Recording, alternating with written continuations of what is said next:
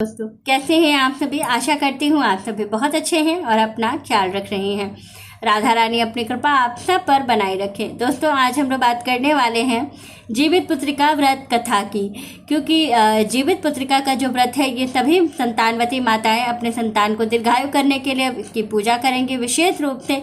और इस दिन जितिया माँ की कथा भी ज़रूर पढ़ी जाती है। तो आज आपको वही कथा सुनाने जा रही हूँ जो शास्त्रों में वर्णित है। तो चलिए कथा शुरू कर लेते हैं। पहले आपको संपूर्ण पूजा कर लेनी है, उसके बाद आपको कथा सुनना है।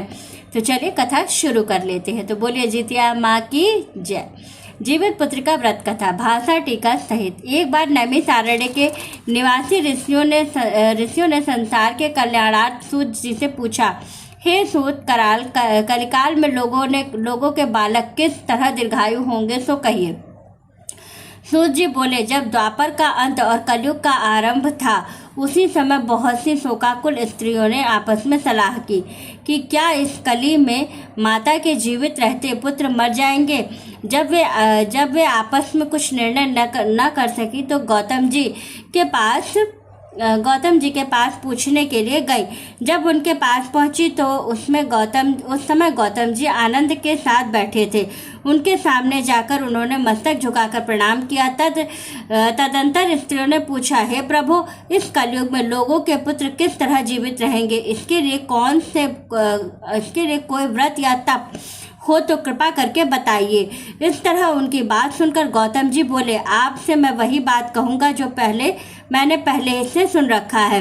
गौतम जी ने कहा, जब महाभारत युद्ध का अंत हो गया और द्रोण पुत्र अश्वत्थामा के द्वारा अपने बेटों को मरा देखकर सब पांडव बड़े दुखी हुए तो पुत्र के शोक से व्याकुल होकर द्रौपदी अपनी सखियों के साथ ब्राह्मण श्रेष्ठ धौम्य के पास गई और उसने धौम्य से कहा, हे विप्रेंद्र, कौन सा उपाय करने से बच्चे दीर्घायु हो सकते हैं, कृपा करके ठीक ठीक कहिए। धौम्र बोले, सतयुग में सत्य वचन बोलने वाले, सत्य आचरण करने वाले समदर्शी जीमूत वाहन नामक एक राजा था। एक बार वह अपनी स्त्री के साथ अपने ससुराल गया और वहीं रहने लगा। एक दिन आधी रात के समय पुत्र के शोक से व्याकुल कोई स्त्री रोने लगी, क्योंकि वह अपने बेटे के दर्शन से निराश हो चुकी थी। उसका पुत्र मर चुका था। वह रोती हुई कहती, हाय मुझ बूढ़ी माता के सामने मेरा बेटा मरा जा रहा है। उसका रुदन सुनकर राजा जीमूत वाहन का तो मानो हृदय विदीर्ण हो गया। वह तत्काल उस स्त्री के पास गया और उससे पूछा, तुम्हारा बेटा कैसे मरा। बूढ़ी ने कहा, गरुण प्रतिदिन आकर गांव के लड़कों को खा जाता है। इस पर दयालु राजा ने कहा, माता, अब तुम रो मत, आनंद से बैठो, मैं तुम्हारे बच्चे को बचाने का यत्न करता हूँ। ऐसा कहकर राजा उस स्थान पर गया जहाँ गरुड़ आकर प्रतिदिन मांस खाया करता था।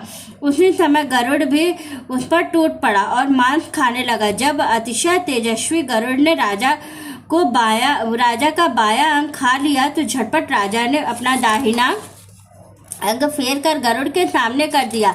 यह देखकर गरुड़ जी ने कहा, तुम कोई देवता हो, कौन हो तुम? मनुष्य तो नहीं जान पड़ते। अच्छा, अपना जन्म और कुल बताओ। पीड़ा से व्याकुल मन वाले राजा ने कहा, हे पक्षीराज, इस तरह के प्रश्न करना व्यर्थ है। तुम अपनी इच्छा भर मेरा मांस खाओ। यह सुनकर गरुड़ रुक गए और बड़े आदर से राजा के जन्म और कुल की बात पूछने लगे। राजा ने कहा, मेरी माता का नाम है सव्या और मेरे पिता का नाम है शालिवाहन। सूर्यवंश में मेरा जन्म हुआ है और जीमूत वाहन मेरा नाम है। राजा की दयालुता देखकर गरुड़ ने कहा, हे महाभाग, तुम्हारे मन में जो अभिलाषा हो वह वर मांगो। राजा ने कहा, हे पक्षीराज, यदि आप मुझे वर दे रहे हैं तो वर दीजिए कि आपने अब तक जिन प्राणियों को खाया है वे सब जीवित हो जाए। हे स्वामिन, अब से आप यहाँ बालकों को न खाएं और कोई ऐसा उपाय करें कि जहाँ जो उत्पन्न हो वे लोग बहुत दिनों तक जीवित रहे।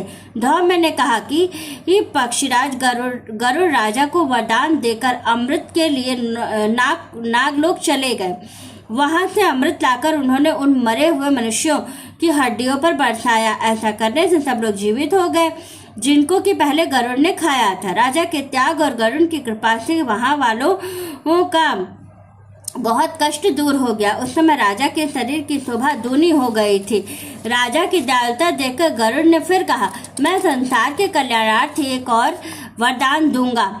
आज अश्विन कृष्ण सप्तमी से रहित शुभ अष्टमी तिथि है। आज ही तुमने यहाँ की प्रजा को जीवन दान दिया। हे वत्स, अब से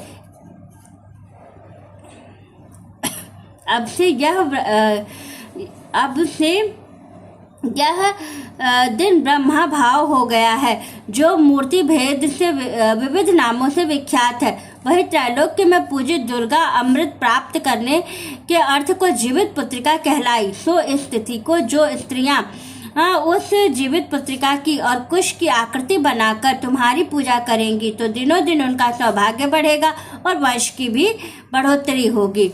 हे महाभाग, इस विचार करने की भी आवश्यकता है कि हे राजन, सप्तमी से रहित और उदया तिथि की अष्टमी को प्राप्त करें, यानी सप्तमी विशुद्ध अष्टमी जिस दिन हो उस दिन व्रत न करें, शुद्ध अष्टमी को व्रत करें और नवमी में पारण करें। यदि इस पर ध्यान न दिया गया तो फल नष्ट हो जाएगा और सौभाग्य तो अवश्य नष्ट हो जाएगा। जीमूत वाहन को इस तरह का वरदान देकर गरुड़ वैकुंठ धाम को चले गए और राजा भी अपनी पत्नी के साथ अपने नगर को वापस चले आए।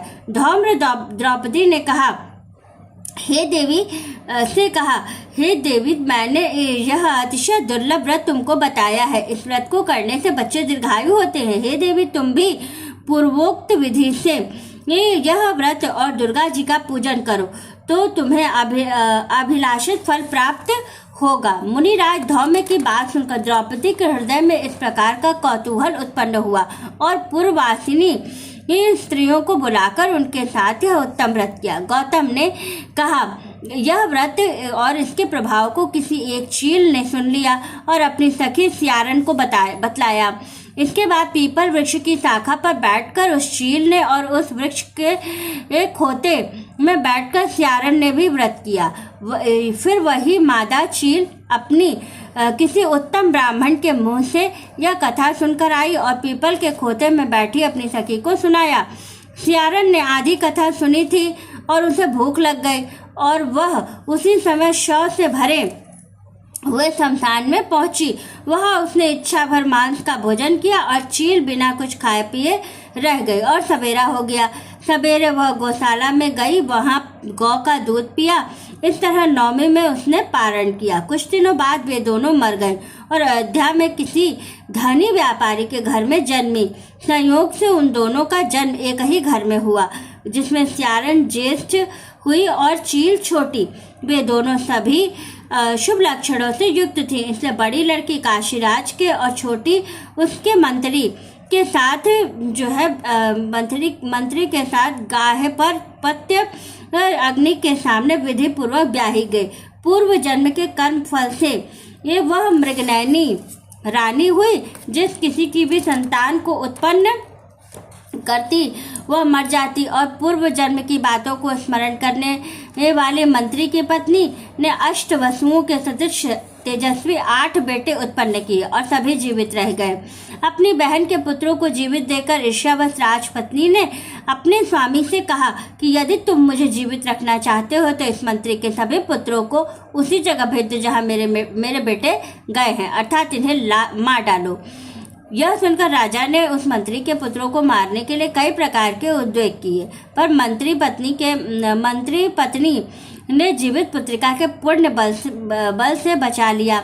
एक दिन राजा ने अपने आदमियों से उन पुत्रों का सिर काटकर पिटारे में रखवाया और वह पिटारी उनकी माता मंत्री की पत्नी के पास भेज दिया, किंतु वे 8 फिर बेशकीमती जवाहरात में हो गए और भले चंगे हुए 8 लड़के अपने माता के पास वापस चले गए। उनको जीवित देखकर राजपत्नी को वो बड़ा विस्मय हुआ। अंत में वह मंत्री की पत्नी के पास आई और उसने पूछा, बहन, तुमने कौन सा ऐसा पुण्य किया है जिससे बार बार मारे जाने पर भी तुम्हारे बेटे नहीं मरते हैं? इस पर मंत्री की पत्नी ने कहा, पूर्व जन्म में मैं चील थी और तुम सियारन। हमने और तुमने साथ साथ जीवित पुत्रिका का व्रत किया था। तुमने व्रत के नियमों का भली भांति पालन नहीं किया था और मैंने किया था। इसी दोष से हे बहन तुम्हारे बेटे नहीं जीते हैं। ओ राजरानी, अब भी तुम उस जीवित पुत्र का व्रत को करो तो तुम्हारे बेटे दीर्घायु होंगे। मैं तुमसे सच सच कह रही हूँ। उसके कथनानुसार रानी ने यह व्रत किया, तभी से उसके कई बेटे सुंदर और दीर्घायु होकर बड़े बड़े राजा हुए। सूत जी कहते हैं कि इस प्रकार का आनंद देने वाला मैंने यह दिव्य व्रत बतलाया। स्त्रियां चिरंजीवी संतान चाहती हों तो विधि पूर्वक इस व्रत को अवश्य करें। बोलो जितिया माँ की जय। तो वीडियो अच्छी लगे, आपको कथा अच्छी लगे तो वीडियो को लाइक शेयर और सब्सक्राइब जरूर कीजिएगा। राधे राधे दोस्तों।